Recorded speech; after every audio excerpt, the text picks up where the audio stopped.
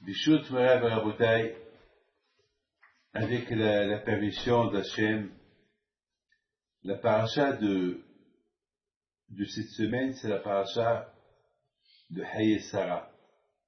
La vie que Sarah Imeno, elle a vécue. Et on sait très bien que HaKadosh Baruch Hu, il ne prend pas la vie d'un tzaddik sans qu'il prépare pas un tzaddik qui va le remplacer. À quoi sert un père s'il n'a pas laissé des enfants derrière lui, qui vont continuer la vie qu'il a vécue? La vie de Sarah Imeno, elle était, comme Rashi dit, toute sa vie c'était Shavil et Tova. C'était une vie sainte, une vie sans problème, une vie Shavil et Tova. Toute sa vie était, c'est-à-dire, vous savez, beaucoup de fois dans la vie, on a des problèmes. On a des problèmes parce que c'est pas possible.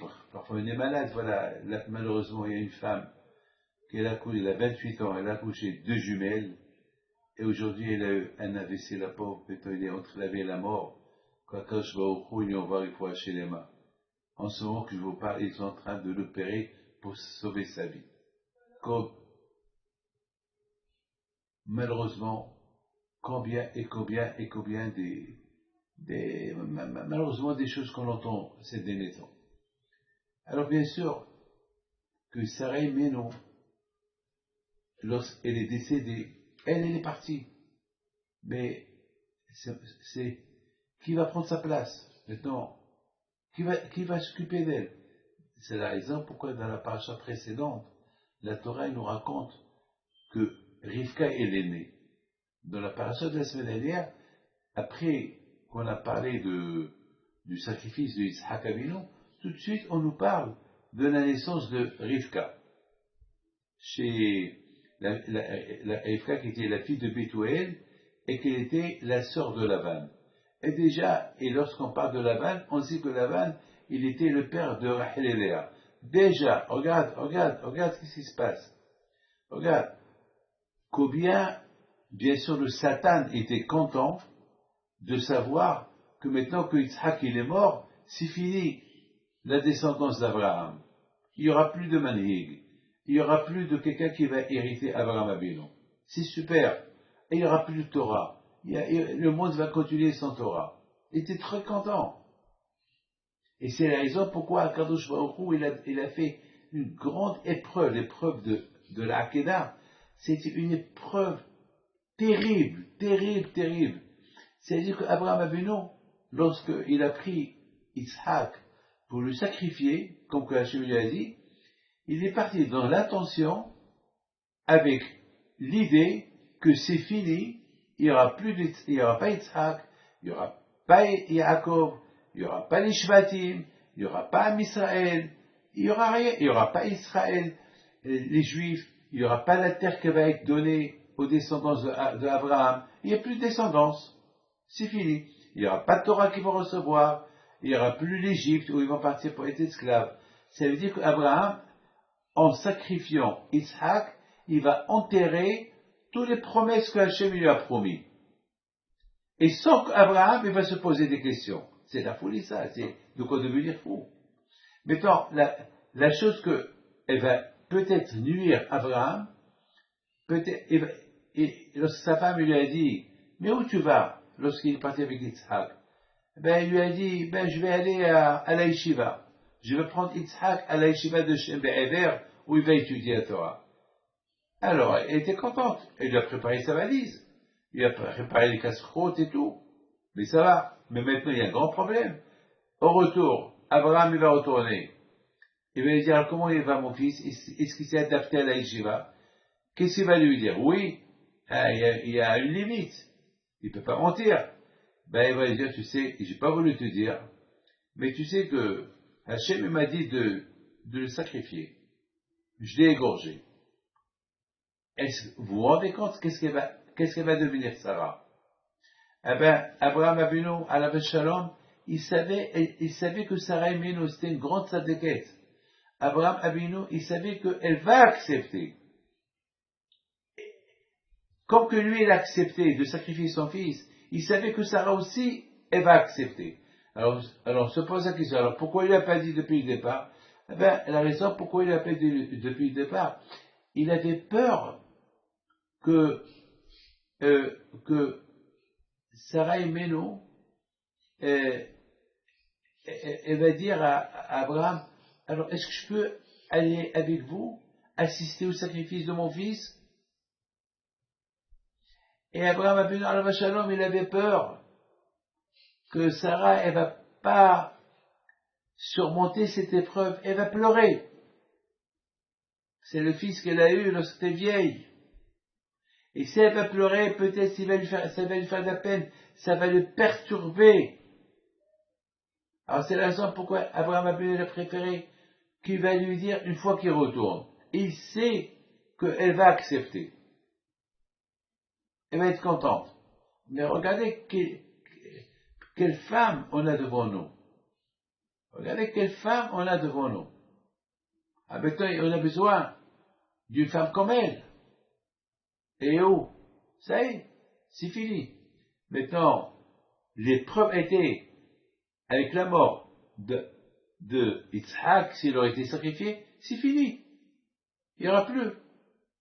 Mais à Rabotai, on voit que Hachem, il a uniquement testé Abraham Avinu. Il a testé. Donc, Hachem, il a vu. Parce qu'il y a une question qui se pose. Lorsque Abraham, il a levé le couteau pour égorger Yitzhak, tout de suite, il a dit, oh, Abraham. 2 fois, il a dit Abraham. S'il n'a pas écouté la première fois, il va écouter la deuxième fois.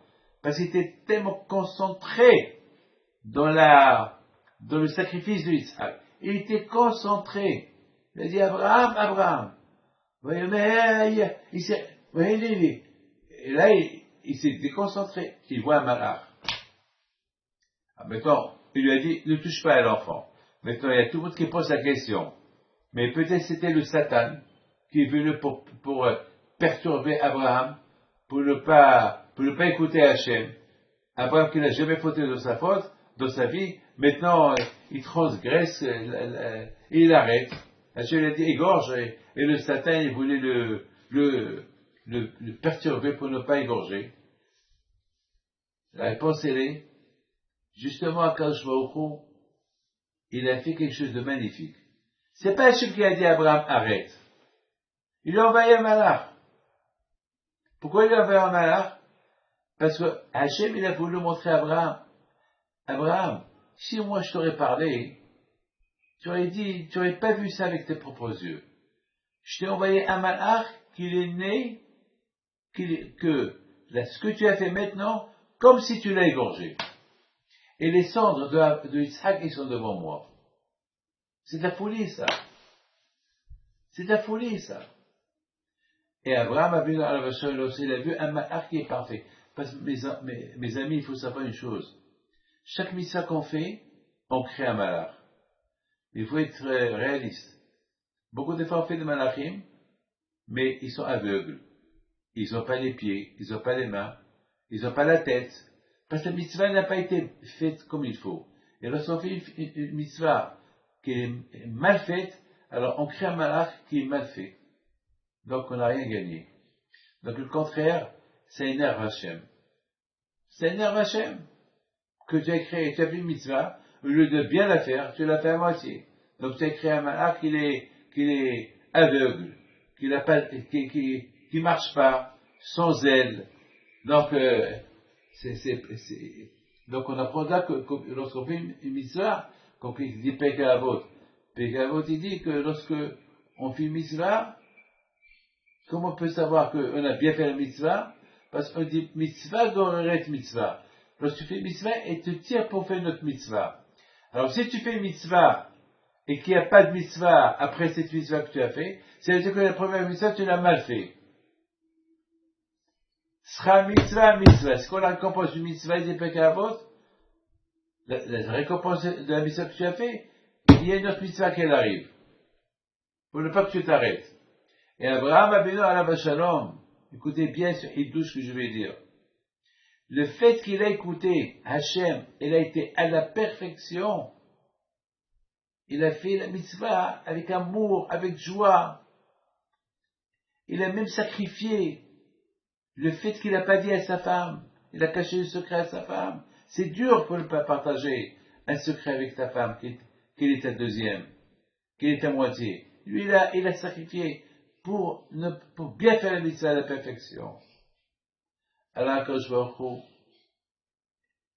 il a fait que chaque année, Akadosh Baruch Hu nous pardonne les fautes qu'on a fait.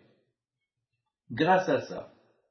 Elo chez Yitzhak Abinu, le bélier que Abraham il a sacrifié à la place de Yitzhak Abinu, eh ben ce bélier-là, les cendres de ce bélier-là, ils sont considérés comme les cendres de Yitzhak Abinu, et lorsque Hachem il les voit, et les cornes du bélier, c'est le symbole du chauffard. Lorsqu'on sent le chauffard, alors il y a un chauffard, les cornes du bélier de Yitzhak, Hachem il le voit, il nous entend faire le chauffard, tout de suite il pardonne toutes les fautes qu'on a faites. Parce que n'oubliez pas, j'ai ajouté une chose, n'oubliez pas que tous les neshamot de Am Israël, ils étaient dans le corps de Yitzhak. Si Yitzhak il aurait été sacrifié, alors comme si tout Am Israël était sacrifié. Alors, et comme si tous les cendres de Am Israël ils sont là. Lorsqu'Akadosh Baruch Hu, il entend le chauffard à Rosh Hashanah, il voit les cendres de Yitzhak, il voit les cendres de toi, Israël, et il rend toutes les fautes, tout comme les cendres. Il n'y a plus. Wallo, il nous pardonne. Mais on comprend très bien qu'après la mort, après le sacrifice de Yitzhak, la Torah, tout de suite, elle nous raconte, tout de suite, les descendances que d'eux, ils vont sortir à Israël. Lesquels? Eh ben, Rivka. Rivka! Que déjà, Hachem maintenant, que Yitzhak, parce que le Satan était content que Yitzhak va mourir. Parce que si Yitzhak il meurt, il n'y a plus de juifs, il n'y a plus rien. Et maintenant qu'Abraham, il a surmonté le sacrifice de Yitzhak, alors quand je voulais dire au Satan, voilà maintenant les descendants de Yitzhak. On nous parle de Rivka, qui est née, qui va être la femme de Yitzhak Abinu, et on nous parle de Laban qui va être le père de Rachel et Léa, qui vont être les femmes de Yaakov, et que d'eux, ils vont sortir Abraham, Yitzhak, Yaakov, et les Shvatim. C'est la folie, hein. C'est la folie. Et c'est la raison pourquoi la Torah nous dit, avant que la tzaddik il meure, Akadosh Baruch Hu déjà il prépare celui qui va le remplacer. Sarah, elle est, c'est pour ça qu'on dit, elle est, Vayeyu, c'est écrit, Vayeyu Haye Sarah. Ouais, Vayeyu Haye Sarah. Voici la vie de Sarah. Elle est morte. Voilà, elle est morte. Elle est morte. Mais avant qu'elle est morte, elle a laissé des héritiers. Yitzhak, qui va se marier avec une de sa famille, qui s'appelle Rivka, et ils vont avoir des enfants, et Yitzhak et Rivka, ils vont avoir des enfants, ils vont avoir Yaakov, et Yaakov va se marier avec ses cousines, qui sont Rachel et Léa, Bilha et Zilpa, et ils vont naître à Israël, et tout va redevenir. Mais si Hachem Ishmo, que Dieu préserve, Abraham, il n'aurait pas surmonté cette épreuve, alors ça aurait été très grave. On ne saura pas qu'est-ce qu'il pouvait avoir. On ne saura pas. La situation, il aurait pu être complètement différente. Vous savez, j'étais en train de lire un rave. Je voudrais bien que vous écoutez ça. C'est magnifique. C'est magnifique ce que je vais vous dire. C'est extraordinaire. Il y a un rave qui s'appelle Rav Menachem Stein. Il apporte une question que le Maharaj Diskin, alav shalom, un grand tzaddik, il pose une belle question. Il dit que, mais je veux que vous écoutez bien ce qu'il dit. Il dit que Hachem, il a dit à Abraham Avinu, il lui a dit,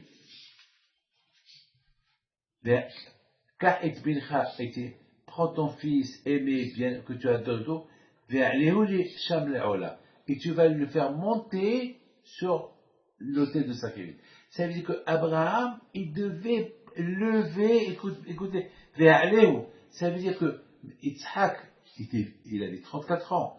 Abraham était vieux, il avait 134 ans. C'est-à-dire, Hachem a dit à Abraham, Abraham, dès que tu construis l'autel du sacrifice, tu lèves ton fils et tu le poses sur l'autel du sacrifice. Tu le lèves, et allez où les là. Waouh, c'est dur, lever un homme.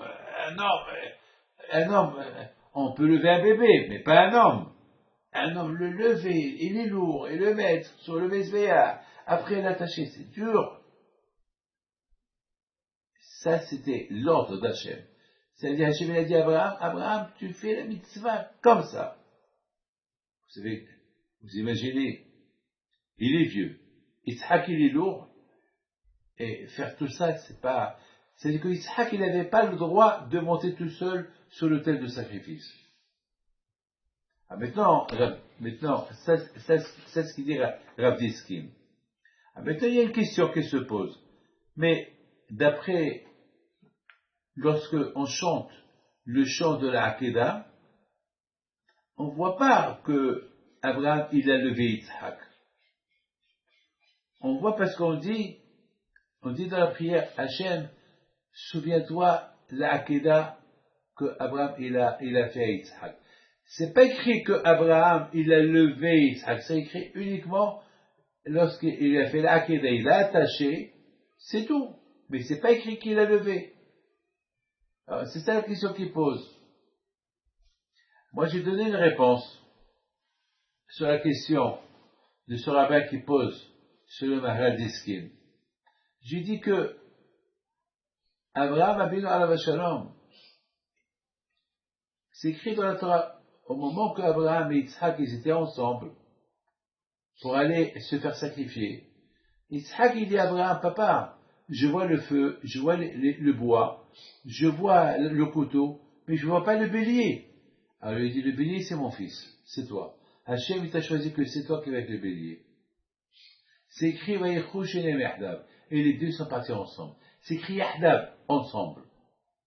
Ça veut dire que, à partir de ce moment-là, Yitzhak, il est devenu comme Abraham.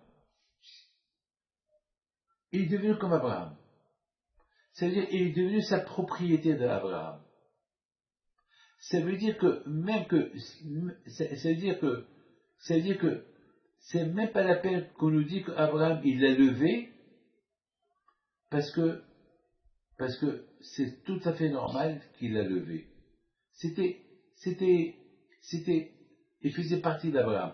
Vous savez, mes amis, vous savez que Abraham, il a tué son propre fils. Il devait tuer son propre fils. Vous savez, c'est quoi ça? C'est de la folie. Ça veut dire que c'est une partie de lui qu'il a pris. Donc, Yitzhak est devenu une partie d'Abraham Abinu. Même si c'est comme, moi je vous dis quelque chose, c'est comme Moshe Rabbeinu. Comment il a construit Moshe Rabbeinu le Mishkan? Il a dit à Hachem, c'est lourd, comment je vais? Hachem il a dit toi tout seul. Il a dit comment je vais faire? Il a dit, chaque fois que tu touches quelque chose, il se lève tout seul. Tu touches un poteau, il se lève tout seul. Et que tu touches, tout se fait. Ben, je peux dire pareil ici. Abraham, il a fait le sacrifice de Yitzhak là où il y a eu le Beit HaMikdash. Donc, Abraham a fait Alav Shalom. La Torah n'a pas dit qu'il l'a levé, parce qu'Abraham, dès qu'il a mis ses mains sur Yitzhak, Yitzhak, il s'est levé tout seul, comme si c'est Abraham qui l'a levé. Et d'ailleurs, c'est ce qu'on dit, que Moshe a construit le Beit HaMikdash. Mais c'est pas lui qui l'a fait. Mais le fait qu'il y ait un qui touchait et ça se lève tout seul, ça fait partie de lui. C'est de la folie, ça. C'est de la folie, ça. C'est de la folie, ça. Donc, Abraham avait ce qu'il nous manquait de faire, ben, il l'a attaché. Mais le lever, il l'a levé. C'est pour ça que c'est pas écrit que Abraham a vu c'est pas écrit que qu'Abraham il a levé Yitzhak, parce que le fait qu'il a touché, et il s'est levé tout seul, sans que, c'est pas Yitzhak qui est monté, il s'est levé tout seul, avec le doigt d'Abraham, donc comme s'il a levé. C'est de la folie, c'est de la folie, c'est de la folie. Ça veut dire à Botaï que combien Abraham Avinu il aimait Akadosh Baruch Hu. Et combien Yitzhak, Abraham il voyait que waouh, les choses se font vite, ils se font vite. Il était content que tout se fait vite, rien que pour faire plaisir à Akadosh Baruch Hu. Alors que les écoutes d'Abraham Avinu à la Shalom et du Yitzhak Avinu, ils sont avec vous, Be'ezat Hashem, et on apprend de là la Messirot Nefesh de Abraham Avinu alav shalom. Quel Messirot Nefesh, quel sacrifice il a fait Abraham Avinu. Et jusqu'à maintenant, on se souvient de ce sacrifice-là, pour qu'Akadosh il enlève de nous toutes les xérotes. Et c'est ça la vie de Sarah. La vie de Sarah, Abraham Avinu et Sarah Avinu, ils étaient ensemble les deux. Et c'est la raison, mes amis, pourquoi la Torah, tout de suite après le passage de la sacrifice, on nous parle que, mettons qu'il n'y a pas eu de sacrifice, considérez comme s'il y a eu un sacrifice, et voilà maintenant la future femme de Yitzhak, Rivka l'aînée, Laban qui va avoir deux filles, qui vont être les enfants, qui vont être les filles, et qui vont se marier avec Yaakov, le fils de Yitzhak Abino, et de Yaakov Abino, et Rachel et Léa, ils vont avoir les Shvatim. Voilà la vie de Sarah. La vie de Sarah, elle est chez Nehaï Sarah. La vie de Sarah, elle continue. Sarah, elle n'est pas morte, elle continue, puisqu'Ishak, il est vivant, puisque, voilà, il y a des femmes, une femme qui va le marier, Rivka, et voilà encore les futures femmes du fils d'Ishak, Rachel et Léa, et après ça va être Ishvatim, et la vie de Sarah, elle continue. C'est pour ça que la Torah, elle nous dit deux fois, Yo Haï Sarah, et après on dit, Shene Haï Sarah. Voilà la vie de Sarah. La vie de Sarah, elle continue. Ça ne s'arrête pas là, avec le sacrifice de Yitzhak. Que le bon Dieu protège, je vous donne votre Amen, Kérason.